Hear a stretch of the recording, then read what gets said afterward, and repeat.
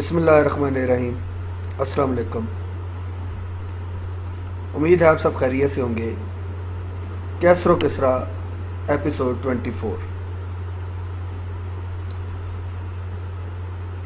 ابھی تک جن لوگوں نے میرا چینل سبسکرائب نہیں کیا، میں ان سے ریکویسٹ کرتا ہوں کہ میرا چینل سبسکرائب کر لیں اور بیل آئیکن کو دبا دیں تاکہ آپ تک نئی اپلوڈڈ جتنی بھی ویڈیو میں لگاؤں آپ تک صحیح ٹائم پہ پہنچ سکے۔ دوسرے عرب نے کہا، جناب میں عاصم کو اچھی طرح جانتا ہوں، وہ بہت دور اندیش ہے اور مجھے یقین ہے کہ وہ اپنے ساتھیوں کی جانیں خطرے میں نہیں ڈالے گا۔ ممکن ہے وہ زیادہ دور نکل گیا ہو، ہمارے ساتھیوں کو بگاڑ بیٹھ کر اس کا انتظار کرنا تکلیف دہ محسوس ہوتا ہے، اس لیے اگر آپ کی اجازت ہو تو ہم ان قیدیوں سے نبڑ لیں۔ سپہ سالار نے کہا، نہیں، قیدیوں کے متعلق ہم نے ابھی کوئی فیصلہ نہیں کیا۔ عرب نے حیران ہو کر پوچھا، آپ انہیں زندہ رکھنا چاہتے ہیں؟ سپہ سالار نے جواب دیا، میں نے عاصم سے وعدہ کیا تھا کہ قیدیوں کے ساتھ ہمارا سلوک اس کے مشورے کے مطابق ہوگا۔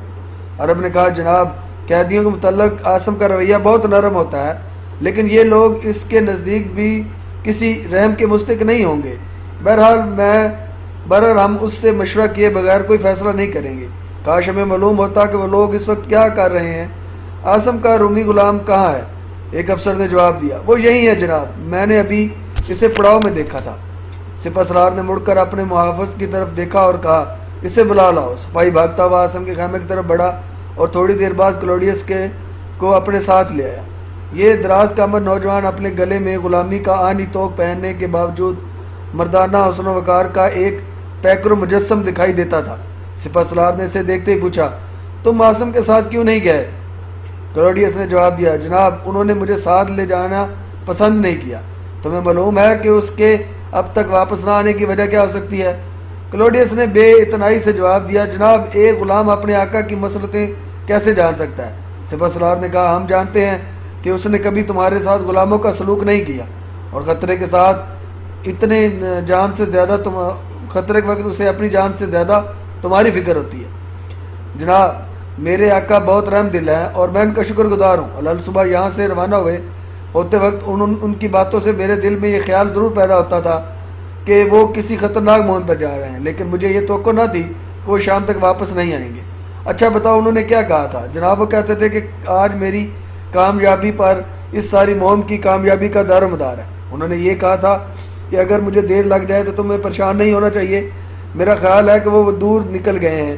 ایک عرب نے کہا، جناب طیبہ کے قیدیوں میں جو آدمی اس علاقے کے باشندوں کی زبان جانتے ہیں ان میں سے ایک کو عاصم اپنے ساتھ لے گیا ہے۔ مجھے اندیشہ ہے کہ اس نے عاصم کو دھوکہ دے کر کسی غلط راستے پہ نہ ڈال دیا ہو۔ سپہ سالار نے جھنجھلا کر کہا، میری سمجھ میں کچھ نہیں آتا، اگر اس بیوقوف نے کسی لمبے سفر پہ جانے کا ارادہ کیا تو اس سے مجھ سے مشورہ کرنا چاہیے تھا۔ ایک ایرانی افسر ایک طرف اشارہ کرتے ہوئے کہا، جناب اس طرف دیکھیے، شاید وہ آ رہے ہیں۔ سپہ سالار اس کے ساتھ جنوب مغرب کی سمت ایک ٹیلے کی اوٹ سے نمودار ہونے والے سواروں کی طرف دیکھنے لگا اور ان کی آن میں پڑاؤ کے ایک سرے سے دوسرے سرے تک مسرت کی لہر دوڑ گئی۔ تھوڑی دیر بعد جب سورج مغربی افق کو چھو رہا تھا، عرب سوار اپنے نیزوں سے سیاہ فام قیدیوں کو ہانکتے ہوئے پڑاؤ کے قریب ایک اور ٹیلا عبور کر رہے تھے۔ سین کا انتخاب غلط نہ تھا، عاصم ہماری توقع سے زیادہ کامیاب دکھائی دیتا ہے، جاؤ اسے سیدھا ہمارے پاس لے آؤ۔ سپہ سالار یہ کہہ کر ایک پتھر پر بیٹھ گیا اور اس کے ساتھی بھاگتے ہوئے عاصم کے استقبال کے لیے بڑھے۔ کلاڈیس چند قدم چلنے کے بعد رک گیا اور ٹکٹکی باندھ کر سواروں کی طرف دیکھنے لگا۔ آنے والے قافلوں کے رفتار سپہ سالار کی توقع کے خلاف بہت سست تھی، چنانچہ وہ بھی چند ثانیے انتظار کرنے کے بعد اٹھ کر اپنے ساتھیوں کے پیچھے ہو لیا۔ کلاڈیس کے قریب پہنچ کر اس نے کہا، معلوم ہوتا ہے کہ تم اپنے آقا کے استقبال کے لیے آگے بڑھنا کثر شان سمجھتے ہو۔ نہیں جناب، ایسا کچھ نہیں ہے، ایسا کچھ نہیں ہے، لیکن مجھے میرا آقا نظر نہیں آ رہا، مجھے ان کا گھوڑا دکھائی نہیں دے رہا۔ سپہ سالار نے مضطرب ہو کر، تمہارا مطلب ہے کہ عاصم؟ کلاڈیس نے ایک جواب دینے کی بجائے سپہ سالار کی طرف دیکھا اور اس کی آنکھوں میں آنسو مانڈا۔ سپہ سالار چلایا، نہیں یہ نہیں ہو سکتا۔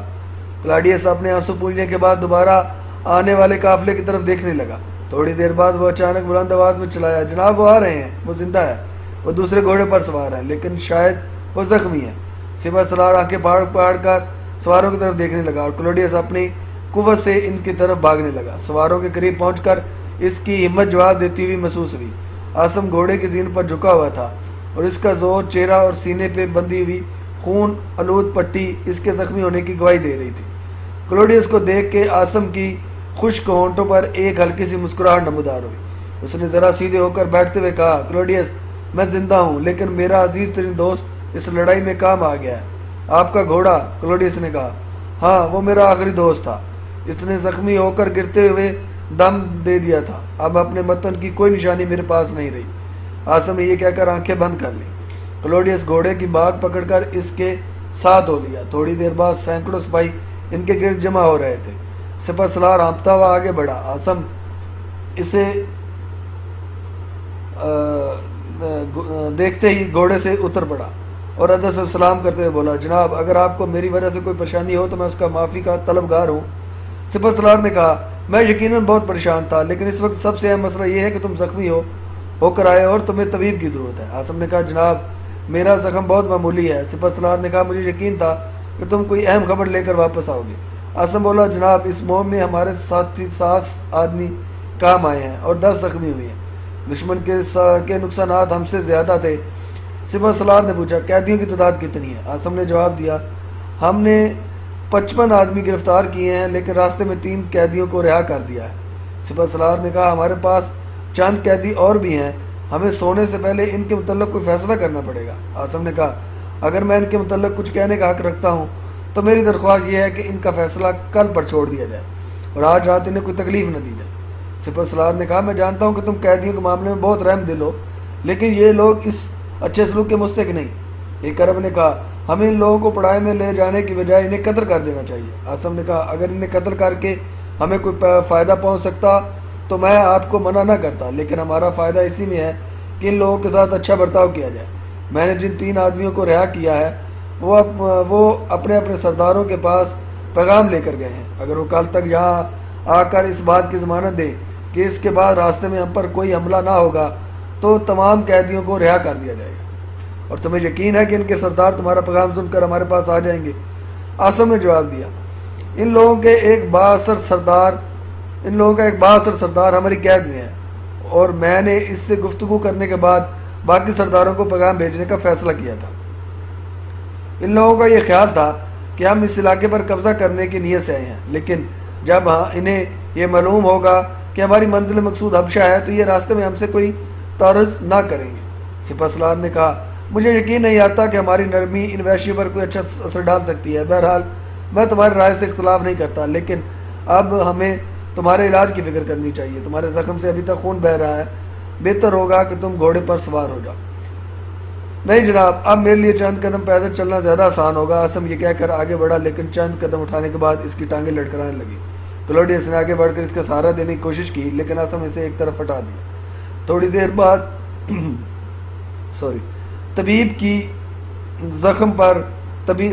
बाद तबीब आसम के जख्म पर पट्टी बांध रहा था और चंद अफसर इसके गिर्द खड़े थे। सिपह सलार खैमे में दाखिल हुआ और उसने तबीब से मुखातब होकर पूछा, इसे कोई खतरा तो नहीं? नहीं जनाब, ये बहुत खुश नसीब हैं। अगर दुश्मन का नेज़ा पसलियों के ऊपर से फिसलने की बजाय सीधा लगता तो इनकी बचने की कोई उम्मीद न थी। सिपह सलार ने आसम से कहा, तुम्हारे साथी कैदियों को जिंदा रखने के सख्त मुखालिफ हैं। हमने बड़ी मुश्किल से इनका जोश खरोश ठंडा किया है। जनाब इन्हें यह मालूम नहीं कि कैदियों को कल तक जिंदा रखना हमारे लिए कितना ज़रूरी है। हमारी फ़ौज को हुक्म दे दीजिए कि इन्हें हर मुमकिन आराम पहुंचाने की कोशिश की जाए। तुम फिक्र ना करो, मैं इनकी बेहतरीन खाना मुहैया करने का हुक्म दे चुका हूँ, लेकिन अगर कल तक इन लोगों के सरदार यहाँ ना आए तो हमारे लिए कैदियों को ठिकाने लगाने के सिवा कोई चारा ना होगा। सिपह सलार ये कहकर खैमे के दरवाजे की तरफ बढ़ा, लेकिन अचानक कुछ सोच कर रुक गया और आसम की तरफ देखते हुए बोला, मुझे तुम्हारे घोड़े का सुनकर बहुत अफसोस हुआ है और मैं तुम्हें इसके बदले अपना बेहतरीन घोड़ा पेश करूँगा। सिपह सलार खैमे से बाहर निकल गया। तबीब ने आसम की मरहम पट्टी से फारग होकर इसके तीमारदारों की तरफ देखा और कहा, मेरा ख्याल है कि अब इन्हें आराम की ज़रूरत है। वो यके बाद दीगरे बाहर निकल गया। थोड़ी देर बाद क्लॉडियस ने खाना لا کر آسم کے سامنے رکھ دیا۔ آسم نے چاند والے کھائے، پانی پیا اور بستر پر لیٹ گیا۔ کلوڈیس، اس نے قدر توقف کے بعد کہا، مجھے زخمی ہونے کے بعد سب سے پہلے تمہارا خیال آیا تھا اور راستے میں یہ سوچ رہا تھا کہ اگر میں ہلاک ہو جاتا تو تم پر کیا گزرتی۔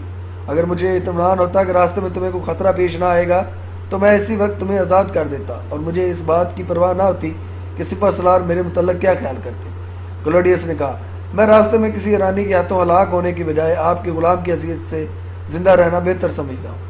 تم میرے غلام نہیں ہو کلوڈیس۔ کلوڈیس نے احسان مندی سے آسم کی طرف دیکھا اور کہا، اگر میں اپنے دل کی بات کہوں تو آپ برا تو نہیں مانیں گے؟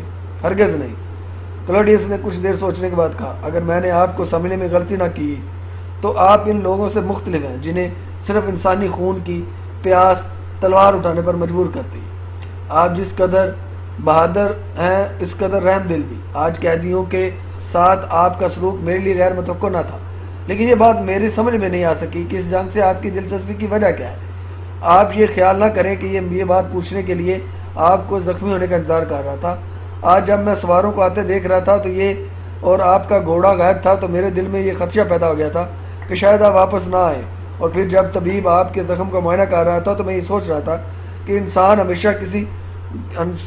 ہمیشہ کسی مقصد کے لیے جان دینا پسند کرتا ہے۔ ایرانیوں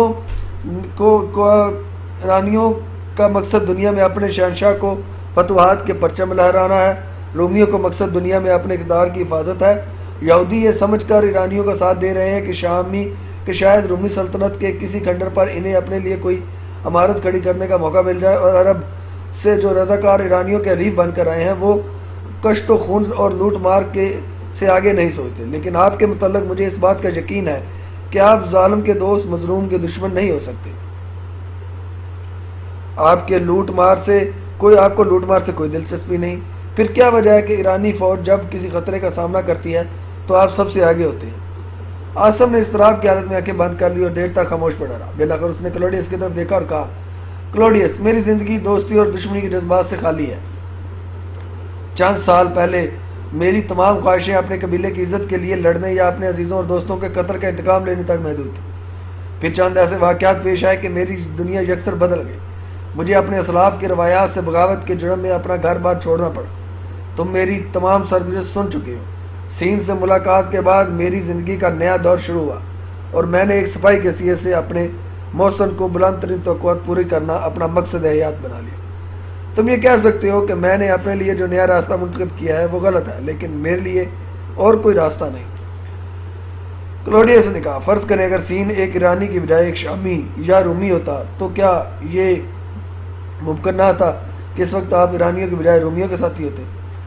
آسم نے برہم ہو کر کہا، کلوڈیس، مجھے پریشان نہ کرو، سو جاؤ، میں معافی چاہتا ہوں۔ کلوڈیس نے اٹھتے ہوئے کہا، اگر آپ مجھے اپنے دل کی بات کہنے کی اجازت نہ دیتے تو مجھ سے یہ گستاخی نہ ہوتی۔ آسم نے قدر نرم ہو کر کہا، نہیں کلوڈیس، بیٹھ جاؤ، میں تم سے خفا نہیں ہوں، لیکن تم جانتے ہو کہ اب اپنا راستہ تبدیل کرنا میرے بس کی بات نہیں۔ کلوڈیس بیٹھ گیا اور چند ثانیے خاموشی سے آسم کی طرف دیکھتا رہا۔ بالآخر اس نے کہا، میں صرف اتنا چاہتا ہوں کہ آپ ان لوگوں سے مختلف ہیں جو ساری عمر آنکھیں بند کیے کسی غلط راستے پر چل سکتے ہیں۔ اگر یہ بات نہ ہوتی تو آپ اپنی قبائلی روایات سے بغاوت نہ کرتے۔ میں پورے وثوق کے ساتھ کہہ سکتا ہوں کہ کسی دن آپ کو یہ جنگ عرب کی قبائلی جنگوں سے زیادہ بے مقصد محسوس ہوگی۔ آسم نے کہا، میں ایرانی فوج کے ساتھ وفاداری کا عہد کر چکا ہوں اور تم مجھے غدار بننے کا مشورہ نہیں دے سکتے۔ کیا آپ نے اپنے قبیلے کے ساتھ وفاداری کا عہد نہیں کیا؟ کلوڈیس، تم کیا کہنا چاہتے ہو؟ میں یہ کہنا چاہتا ہوں کہ ایرانی فوج کے کارناموں سے آپ جیسے انسان کا ضمیر مطمئن نہیں ہو سکتا۔ کبھی نہ کبھی ایسا وقت ضرور آئے گا جب آپ کی بے چین روح آپ کو کوئی نیا راستہ تلاش کرنے پر مجبور کرے گی۔ میں اکثر یہ سوچا کرتا ہوں کہ جو شخص کسی مقصد کے بغیر اس قدر بہادری سے لڑ سکتا ہے وہ کسی مقصد سے آشنا ہونے کے بعد کیا نہیں کر سکتا۔ آپ کی فتوحات کا شوق یہاں تک لے آیا ہے، لیکن اکثر انسان کا ضمیر مطمئن نہ ہو تو اس کی فتوحات بے معنی ہے۔ سین اس بات پر مطمئن ہو سکتا ہے کہ اس نے بے یار و مددگار انسان کی شہرت ناموری کے راستے پر ڈال کر اس کے احسان کا بدلہ چکا دیا، اور اس کی بیٹی بھی اس بات پر خوش ہو سکتی ہے، اور وہ یہ بھی ممکن ہے کہ جب آپ شاندار فتوحات حاصل کرنے کے بعد واپس جائیں تو سین آپ کی زندگی میں سب سے بڑی خواہش پوری کرنے پہ آمادہ ہو جائے، لیکن مجھے اس بات کا اندیشہ ہے ان سب باتوں کے باوجود آپ کا ضمیر مطمئن نہیں ہوگا۔ عاصم نے کہا، تمہارے خیال میں میری زندگی کی سب سے بڑی خواہش کیا ہے؟ کلوڈیس نے جواب دیا، آپ کی سرگزشت سننے کے بعد میرے لیے یہ سمجھنا مشکل نہیں کہ وہ کم سن لڑکی جو سین کی بیٹی ہے، آپ دل میں شہرت و ناموری کی تمنا جو کم سن لڑکی سین کی بیٹی ہے آپ نے دمشق کے راستے میں دیکھا تھا، آپ کی امیدوں کا مرکز بن چکی ہے۔ میرے لیے یہ سمجھنا بھی مشکل نہیں کہ آپ نے دل میں شہرت ناموری کی تمنا سین سے کہیں زیادہ اس کی بیٹی نے پیدا کی ہے۔ راسم نے کہا، کلوڈیس میں تمہاری بات سے انکار نہیں کرتا، میں یہ تسلیم کرتا ہوں کہ جب میں اپنے حال اور مستقبل سے مایوس تھا تو فسطینہ نے میرے دل میں زندگی کی دھڑکنیں بیدار کی تھی۔ اس نے مجھے احساس دلایا تھا کہ میں عام انسانوں سے مختلف ہوں، اور میں یہ ثابت کرنا چاہتا تھا کہ میں اس کی بلند ترین توقعات پوری کر سکتا ہوں۔ لیکن اگر میں یہ سمجھوں کہ عظیم ترین فتوحات حاصل کرنے کے بعد بھی سین کی بیٹی کے لیے ہاتھ پھیلا سکتا ہوں تو مجھ سے بڑا احمق کوئی نہیں ہو سکتا۔ رات کا مسافر چاند کی روشنی میں اپنا راستہ دیکھ سکتا ہے، لیکن اسے نوچنے کی کوشش حماقت کے سوا اور کیا ہو سکتی ہے۔ جب میں پہلی مرتبہ سین کے ہمراہ محاذ جنگ کی طرف روانہ ہوا تھا تو میرے خیالات یہی تھے کہ جب میں فتوحات کا پرچم لہراتا ہوا واپس آؤں گا تو فسطینہ میرا انتظار کر رہی ہوگی، لیکن یہ ایک دیوانے کے خواب تھے۔ اب مجھے ان خیالات پر ہنسی آتی ہے۔ میں یہ محسوس کرتا ہوں کہ سین نے مجھے اپنے گھر کی چار دیواری سے دور رکھنے کے لیے مصر کی طرف پیش قدمی کرنے والے فوج کے ساتھ روانہ کر دیا تھا۔ کلوڈیس، جب میں گھر سے نکلا تھا تو میری تمام خواہشیں صرف زندہ رہنے تک محدود تھیں۔ اس وقت میں کسی کے بھیڑیں چڑھا کر بھی مطمئن رہ سکتا تھا، لیکن فسطینہ کی دنیا میں چند سانسیں لینے کے بعد میرے لیے گمنامی اور بے چارگی کی زندگی پر کنات کرنا ممکن نہ تھا۔ مجھے معلوم نہیں کہ میں نے جو راستہ اختیار کیا ہے اس کی آخری منزل کیا ہوگی، لیکن اب میں اتنی دور آ چکا ہوں کہ میرے لیے یہ راستہ چھوڑنا یا مڑ کر پیچھے دیکھنا ممکن نہیں۔ کلوڈیس نے کہا، آپ چند حادثات کے نتیجہ میں یہاں تک پہنچے ہیں، کیا یہ نہیں ہو سکتا کہ ایک اور حادثہ آپ کی زندگی کی دھارا بدل دے؟ اس فوج کے حالات مجھ سے پوشیدہ نہیں۔ آپ کے سپاہیوں کو گرمیوں کی شدت اور طرح طرح کی بیماریوں نے نڈال کر دیا ہے۔ ایک عام سپاہی سے لے کر سپہ سالار تک ہر آدمی یہ محسوس کرتا ہے کہ اس مہم کا نتیجہ تباہی کے سوا کچھ نہ ہو سکتا۔ رسد کی کمی آپ کے لیے ایک تشویشناک مسئلہ بن چکی ہے، اور آپ کے راستے میں وہ شہر نہیں ہوں گے جہاں لوٹ مار کر کے یہ لوگ اپنا پیٹ بھر سکیں گے۔ مجھے اندیشہ ہے کہ جب یہ بندو اور مایوس لشکر حبشہ کی حدود میں داخل ہوں گے تو اس کا مقابلہ ایک غیر منظم قبائل کی بجائے اس منظم فوج سے ہوگا جس کا ہر سپاہی اپنے وطن کی آزادی کے لیے موت و حیات سے بے پرواہ ہو کر لڑے گا۔ پھر آپ کو اگر کسی میدان سے پسپا ہونا پڑا تو حبشہ کے سپاہی طیبہ تک آپ کا پیچھا کریں گے۔ کسریٰ کو اس بات کی پرواہ نہ ہوگی کہ اس لشکر کے بیشتر سپاہی اس کی ہوس اور ملک گیری کے نظر ہو چکے ہیں، اور ان کی لاشیں دریائے نیل کے کنارے بکھری ہوئی ہیں، بلکہ اس کے سامنے صرف یہ مسئلہ ہوگا کہ جو لوگ واپس آ گئے ہیں ان کے لیے بدترین سزا کیا ہو سکتی ہے۔ عاصم کی قوت برداشت دے چکی تھی، وہ اچانک اٹھ کر بیٹھ گیا اور بولا، کلوڈیس، تم اپنی حدود سے تجاوز کر رہے ہو۔ اگر تمہارا خیال ہے کہ میں تمہاری باتوں سے مرعوب ہو جاؤں گا تو کان کھول کر سن لو۔ حبشہ کا تخت و تاراج عنقریب ہمارے قدموں میں ہوگا۔ ہم شکست کھا کر بھاگنے کی نیت سے اتنی دور نہیں آئے۔ کلوڈیس نے اطمینان سے مسکراتے ہوئے کہا، اگر آپ کی شکست اور پسپائی کا لفظ اس قدر برا محسوس ہوتا ہے تو میں معافی کا درخواست گزار ہوں، لیکن فرض کریں آپ حبشہ فتح کر لیتے ہیں، اور صرف حبشہ ہی نہیں بلکہ سارے بر اعظم میں بسنے والے انسانوں کو باندھ کر کسریٰ کے قدموں میں ڈال دیتے ہیں، تو بھی آپ کو اس سے کیا حاصل ہوگا؟ کیا وہ مجوسی حکمران جو ساری دنیا پر تسلط جمانے کا خواب دیکھ رہا ہے آپ سے مزید فتوحات کا مطالبہ نہیں کرے گا؟ میں آپ سے یہ پوچھنا چاہتا ہوں کہ کسریٰ کی خوشنودی حاصل کرنے کے لیے آپ کب تک انسانوں کی لاشیں روندیں گے؟ آپ کو مفتوحہ علاقوں میں ایرانیوں کے مظالم کا اعتراف ہے، اور آپ یقیناً اس خون ریزی میں مبتلا نہیں ہو سکتے۔ جب ساری دنیا کسریٰ کی غلام بن جائے تو ظالم اور مظلوم کی یہ داستان ختم ہو جائے گی۔ آپ دو قبیلوں کی نہ ختم ہونے والی جنگ کی ہولناکیوں سے دل برداشتہ ہو کر وطن سے نکلے تھے۔ کیا ایران اور روم کی یہ جنگ اس سے کہیں زیادہ ہولناک نہیں؟ میں یہ کیسے یقین کر سکتا ہوں کہ وہ نوجوان جس نے ایک زخمی دشمن کی فریاد سے متاثر ہو کر اپنے قبیلے کے تمام روایات کو ٹکرا دیا تھا، کروڑوں انسانوں کو ایران کی آنی استبداد میں پستہ دیکھ کر مطمئن رہے گا۔ جس دن آپ نے میری جان بچائی تھی آپ میرے لیے معمہ تھے۔ یہ بات میری سمجھ سے بالا تر تھی کہ کسرا کی فوج کے ایک سپاہی کے دل میں رحم اور محبت کے جذبات بھی ہو سکتے ہیں، لیکن اب میں یہ محسوس کرتا ہوں کہ آپ ایک نیک دل انسان اپنا راستہ بھول کر بھیڑیوں کے گرد ہے گروہ میں شامل ہو گیا ہے۔ میں آپ کو سمجھنے میں غلطی نہیں کی، اگر اب میں نے آپ کو سمجھنے میں غلطی نہیں کی تو وہ وقت دور نہیں جب آپ اپنا راستہ تبدیل کرنے پر مجبور ہو جائیں گے۔ عاصم نے کرب انگیز لہجے میں کہا، مجھے پریشان نہ کرو، بتاؤ مجھے کیا کرنا چاہیے، میں کیا کر سکتا ہوں؟ مجھے معلوم نہیں، میں صرف اتنا جانتا ہوں کہ آپ کا سپہ سالار کسی بڑی کمک کے بغیر اس مہم کی کامیابی پر یقین نہیں رکھتا۔ اسے ابھی تک یہ امید ہے کہ شاید کسرا مزید پیش قدمی کے متعلق اپنا سابقہ حکم منسوخ کر دے اور وہ ایک شکست خوردہ جرنیل کے انجام سے بچ جائے۔ اس کے افسر اور سپاہی اس سے کہیں زیادہ پریشان ہیں۔ آپ کی بدولت عرب رضاکاروں کے حوصلے قائم ہیں، لیکن حبشہ کے حالات سے اپنی ذاتی واقفیت کی بنا پر میں یہ کہہ سکتا ہوں کہ ان کے حوصلے زیادہ عرصہ قائم نہیں رہیں گے۔ ممکن ہے وہ آپ سے بغاوت نہ کریں، لیکن ایسا وقت آ سکتا ہے کہ آپ کے آخری ساتھی دم توڑتے وقت آپ سے یہ پوچھیں کہ ہماری جنگ کی کس مقصد کے لیے ہے۔ آج یہ سوچنا آپ کا کام ہے کہ آپ اسے کیا جواب دے سکیں گے۔ اب مجھے اجازت دیجیے۔ کلوڈیس یہ کہہ کر اٹھا اور خیمے کے دروازے کے سامنے لیٹ گیا۔ تھوڑی دیر بعد وہ گہری نیند سو رہا تھا، لیکن عاصم کی آنکھوں میں نیند نہ تھی۔ اس نے کانوں میں کلوڈیس کے الفاظ گونج رہے تھے اور یہ محسوس کر رہا تھا کہ اس پر اثر نوجوان سے پہلی بار متعارف ہوا ہے، اور وہ دیر تک بے حس و حرکت پڑا رہا۔ پھر اسے سردی محسوس ہونے لگی اور ایک ساتھ بعد وہ ایک اونی چادر لپیٹ اوڑھ لینے کی باوجود بری طرح کانپ رہا تھا۔ اس نے کلوڈیس کو آوازیں دے کر جگایا۔ وہ پانی لانے کے لیے کہا۔ کلوڈیس نے حکم کی تعمیل کی۔ عاصم نے پانی پینے کے بعد کہا، مجھے افسوس ہے کہ میں نے تمہاری نیند خراب کی۔ آپ کی طبیعت ٹھیک نہ ہے؟ اس نے پوچھا۔ عاصم نے بستر پہ لیٹے ہوئے جواب دیا، مجھے سردی محسوس ہو رہی ہے۔ کلوڈیس نے اس کی پریشانی پہ ہاتھ رکھتے ہوئے کہا، آپ کو بخار ہے؟ میرا سر بھاری ہو رہا ہے، میں اپنے تمام پٹھوں میں درد محسوس کر رہا ہوں۔ کلوڈیس کے لیے یہ علامتیں نئی نہ تھیں۔ اس نے مضطرب ہو کر کہا، میں طبیب کو بلاتا ہوں۔ نہیں، اس وقت طبیب کو تکلیف دینے کی ضرورت نہیں۔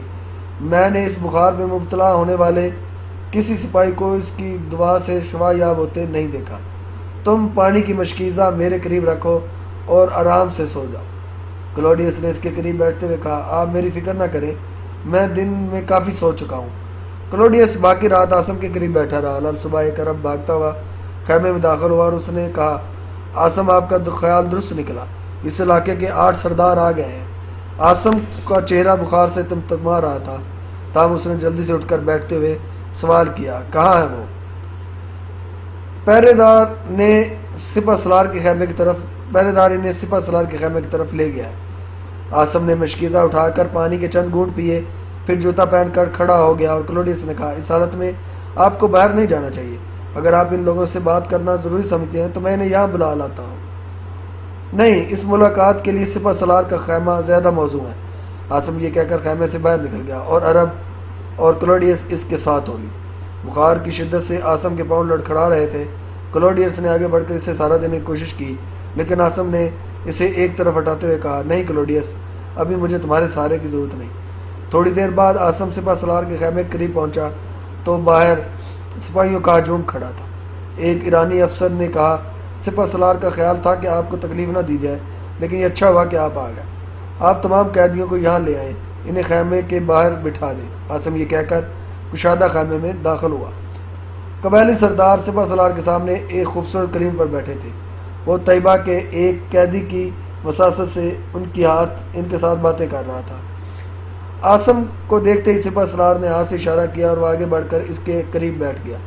سپہ سالار نے کہا، عاصم، میرا خیال تھا کہ تمہیں تکلیف نہ دی جائے، لیکن اب تم آ ہی گئے ہو تو میں تمہیں ان لوگوں سے گفتگو کرنے کا اختیار دیتا ہوں۔ میرا خیال ہے کہ ہمیں ان لوگوں سے طویل گفتگو کی ضرورت پیش نہیں آئے گی۔ یہ کہہ کر عاصم مترجم کی طرف متوجہ ہوا تم ان لوگوں سے کہو کہ ہماری جنگ صرف حبشہ کے ساتھ ہے، اگر تم پرامن رہنے کا وعدہ کرو تو ہمارا لشکر راستے میں تمہارے ساتھ کوئی زیادتی نہیں کرے گا اور ہم کسی چھیڑ چھاڑ کے بغیر یہاں سے گزر جائیں گے، لیکن اگر تم نے ہمارے ساتھ الجھنے کی کوشش کی تو تمہاری تمام بستیاں تباہ کر دی جائیں گی۔ تمہیں ہماری قوت کا اندازہ نہیں، ایران کا شہنشاہ کئی ملک فتح کر چکا ہے، رومی سلطنت تباہ ہو چکی ہے اور ان کے دارالحکومت پر ہمارا قبضہ ہونے والا ہے۔ ہم نے حبشہ پر اس لیے چڑھائی کی ہے کہ وہاں کا حکمران رومیوں کا حلیف ہے، تم سے ہماری کوئی دشمنی نہیں۔ مترجم کچھ دیر قبائلی سرداروں سے بحث کرتا رہا اور بالآخر اس نے عاصم سے کہا، جناب یہ کہتے ہیں کہ ہمارے جو آدمی قیدی بنا کر یہاں لائے گئے ہیں ان کے ساتھ آپ نے کیا سلوک کیا ہے؟ عاصم نے جواب دیا، اگر ہمیں یہ اطمینان ہو جائے کہ یہ لوگ ہمیں دوبارہ پریشان نہیں کریں گے تو قیدیوں کو رہا کر دیا جائے گا، اور ہمیں اطمینان دلانے کے بہترین طریقہ یہ ہے کہ یہ اپنے چند قابل اعتماد آدمی ہمارے ساتھ روانہ کر دیں۔ طیبہ کے قیدی نے عاصم کی ترجمانی کر دی اور اس کے بعد قبائلی سردار دیر تک ایک دوسرے سے بحث کرتے رہے۔ سپہ سالار نے ان کا جوش و خروش دیکھ کر پریشان ہو رہا تھا۔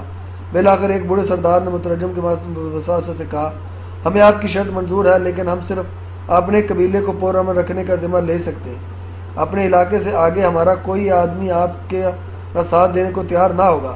ہماری ایک شرط یہ بھی ہے کہ ہمارے علاقے سے گزرتے ہوئے آپ کسی جگہ ایک دن سے زیادہ قیام نہیں کریں گے۔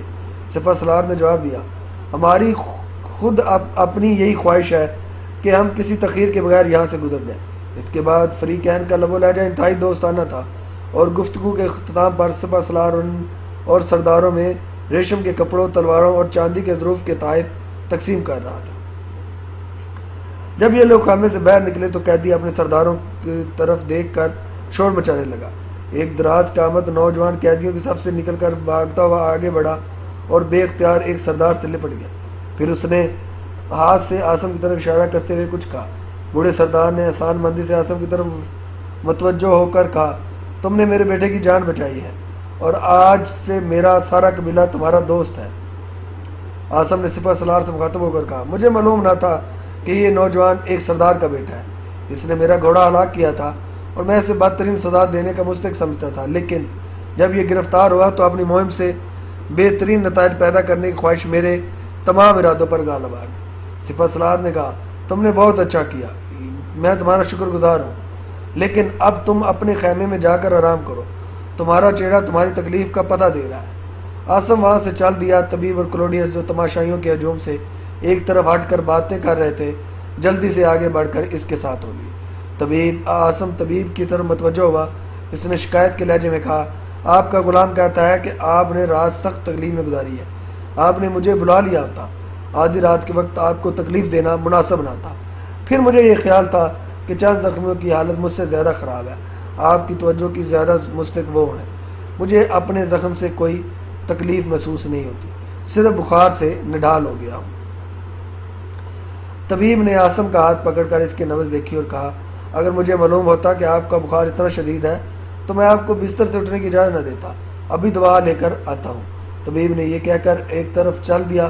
عاصم نے اپنے خیمے کی طرف چند قدم اٹھائے لیکن اس کی ہمت جواب دے رہی تھی۔ جب کلوڈیس سے آگے بڑھ کر اسے سہارا دینے کی کوشش کی تو اس نے احتجاج نہ کیا۔ اپنے خیمے کے اندر داخل ہوتے ہی وہ بستر پر لیٹ گیا۔ طبیب کو عاصم کی اہمیت کا احساس تھا۔ وہ تھوڑے تھوڑے وقفے کے بعد اس کی خبر گیری کے لیے آتا رہا، لیکن اس کی ساری کوششوں کے باوجود عاصم کے بخار میں کوئی افاقہ نہ ہوا۔ عاصم کے دوست بھی باری باری اس کی تیمارداری کے لیے آتے رہے۔ دوپہر کے وقت طبیب نے عاصم کو دوا پلانے کے بعد کہا، سپہ سالار نے 3 مرتبہ مجھے بلا کر آپ کے متعلق پوچھا ہے، اب وہ بذات خود یہاں آ رہے ہیں۔ عاصم نے کہا، انہیں تکلیف کرنے کی ضرورت نہ تھی، وہ کل صبح یہاں سے کوچ کرنے کا فیصلہ کر چکے ہیں، اور جب سے میں نے انہیں یہ بتایا کہ آپ کل سفر کرنے کے قابل نہیں ہوں گے اس وقت سے وہ زیادہ پریشان ہیں۔ مجھے یقین ہے کہ آپ کی حالت دیکھنے کے بعد وہ اپنا ارادہ ملتوی کر دیں گے۔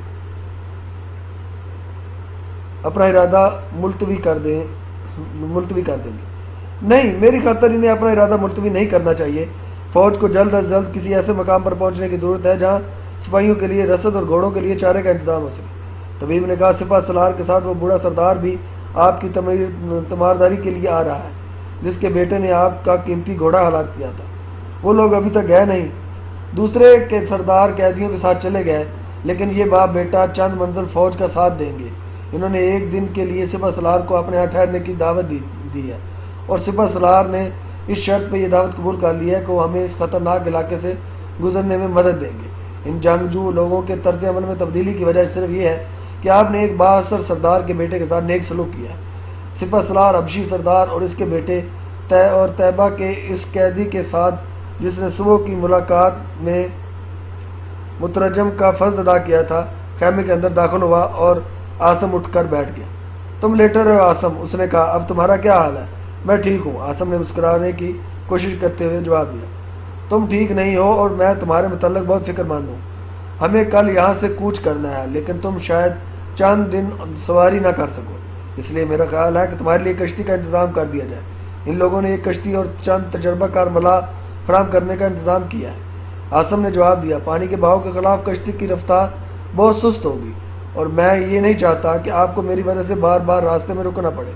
پھر میری حالت ابھی ایسی نہیں کہ میں گھوڑے پر سواری کر سکوں۔ اگر میں نے راستے میں زیادہ تکلیف محسوس کی تو میں ایک بیکار آدمی کی حیثیت سے آپ کا ساتھ دینے کی بجائے چند دن کے لیے کسی جگہ رک جاؤں گا۔ موجودہ حالات میں آپ مزید وقت ضائع کرنے کی اجازت نہیں دیتے اگر چند دن تک سیلاب کا موسم شروع ہو گیا تو یہ سارا علاقہ دلدل بن جائے گا، آپ کے لیے رسد کا مسئلہ اور زیادہ خطرناک ہو جائے گا۔ سپہ سالار نے عمر رسیدہ سردار کی طرف اشارہ کرتے ہوئے کہا، یہ اس علاقے کا سب سے بااثر سردار ہے اور تمہاری تیمارداری کے لیے آیا۔ عاصم نے سردار کی طرف دیکھا اور کہا، میں تمہارا شکر گزار ہوں۔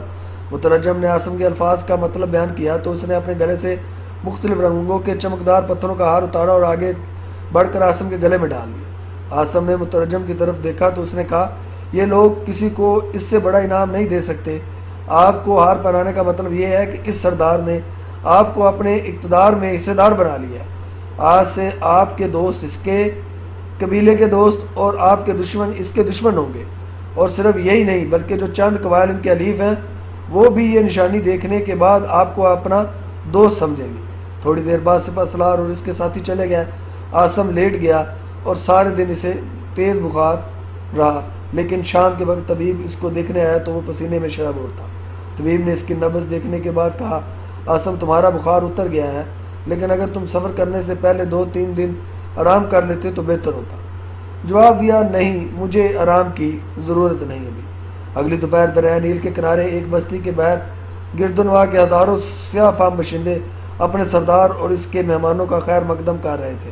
عاصم جو تھکاوٹ سے نڈال ہو چکا تھا گھوڑے سے اترتے ہی ایک درخت کے سائے میں لیٹ گیا۔ چند گھنٹے گہری نیند سونے کے بعد وہ بیدار ہوا تو رات ہو چکی تھی، اور اس نے اٹھ کر کلوڈیس کے اصرار پر چند نوالے منہ میں ڈالے، پانی پیا اور پھر لیٹ گیا۔ کلوڈیس نے کہا، اس بستی کا سردار اور اس کا بیٹا آپ کو اپنے جھونپڑے میں ٹھہرانے پر مصر تھے، لیکن آپ سو رہے تھے، میں نے انہیں جگانے سے منع کر دیا تھا۔ میں نے آپ کا خیمہ نصب کر دیا ہے اور اب آپ وہاں آرام کریں تو زیادہ بہتر ہوگا۔ عاصم نے جواب دیا، نہیں، تم میرے لیے صرف چٹائی لا کر یہاں بچھا دو، میں کھلی ہوا میں آرام کرنا چاہوں گا۔ کلوڈیس اٹھا اور اس نے پاس ہی ایک خیمے سے چٹائی لا کر بچھا دی۔ عاصم چٹائی پر لیٹ گیا اور تھوڑی دیر کلوڈیس سے باتیں کرنے کے بعد گہری نیند سو گیا۔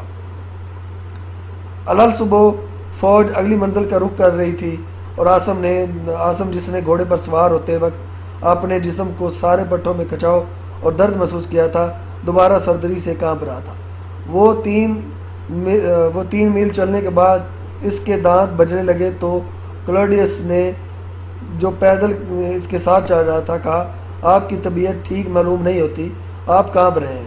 مجھے پھر بخار ہو رہا ہے، عاصم نے جواب دیا۔ میں طبیب کو اطلاع دیتا ہوں۔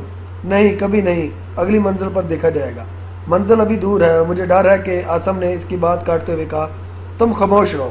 عاصم کے تیور دیکھ کر کلوڈیس کو دوبارہ کچھ کہنے کی ضرورت نہ ہوئی، لیکن ایک ساتھ اور چلنے کے بعد جب گھوڑے کے زین پر سیدھا بیٹھنے کی بجائے کسی ایک طرف اور کبھی دوسری طرف کے جھکا جا رہا تھا، کلوڈیس نے اس کے گھوڑے کی بھاگ پکڑی اور ہاتھ کا اشارے سے پیچھے آنے والے سواروں کو روک دیا۔ کلوڈیس نے عاصم کو سہارا دے کر گھوڑے سے اتارا اور ایک جھاڑی کے سائے میں لٹا دیا۔ تھوڑی دیر میں عاصم کے کئی دوست اس کے گرد جمع ہو گئے۔ سپہ سالار گھوڑا بھگاتا ہوا وہاں پہنچا اور اس نے پوچھا کیا بات ہے، تم رک کیوں گئے؟ ایک عرب نے عاصم کی طرف اشارہ کرتے ہوئے ان کی حالت ٹھیک نہیں۔ سپہ سالار گھوڑے سے کود کر عاصم کے قریب پہنچا اور اس کی پیشانی پہ ہاتھ رکھ کر بولا کیا بات ہے عاصم، تمہیں پھر بخار ہو گیا ہے؟ عاصم نے سپہ سالار کی طرف دیکھا اور جواب دینے کی بجائے آنکھیں بند کر لی۔ سپہ سالار نے ارد گرد جمع ہونے والے سواروں کی طرف دیکھا اور کہا طبیب کو بلاؤ، پیچھے آنے والے دوستوں کو اطلاع دو کہ ہم کچھ دیر یہی قیام کریں گے۔ عاصم نے آنکھیں کھولی اور نئی آواز میں کہا نہیں، آپ کو دوپہر تک سفر جاری رکھنا چاہیے، مجھے یقین ہے کہ شام تک میرا بخار اتر جائے گا، پھر میں آپ سے آ ملوں گا۔ تھوڑی دیر بعد طبیب عاصم کا معائنہ کر رہا تھا۔ حبشی سردار، اس کا بیٹا اور قیدی جسے مترجم کا فریضہ سونپا جا چکا تھا ایک طرف کھڑے اس کو دیکھ رہے تھے۔ سپہ سالار نے عمر رسیدہ سردار سے مخاطب ہو کر کہا کہ اب آپ کو اس کے لیے ایک کشتی کا بندوبست کرنا پڑے گا۔ آج کی قسط کے لیے اتنا ہی، انشاءاللہ اگلی قسط کے ساتھ دوبارہ حاضر ہوں گے، تب تک کے لیے اللہ حافظ۔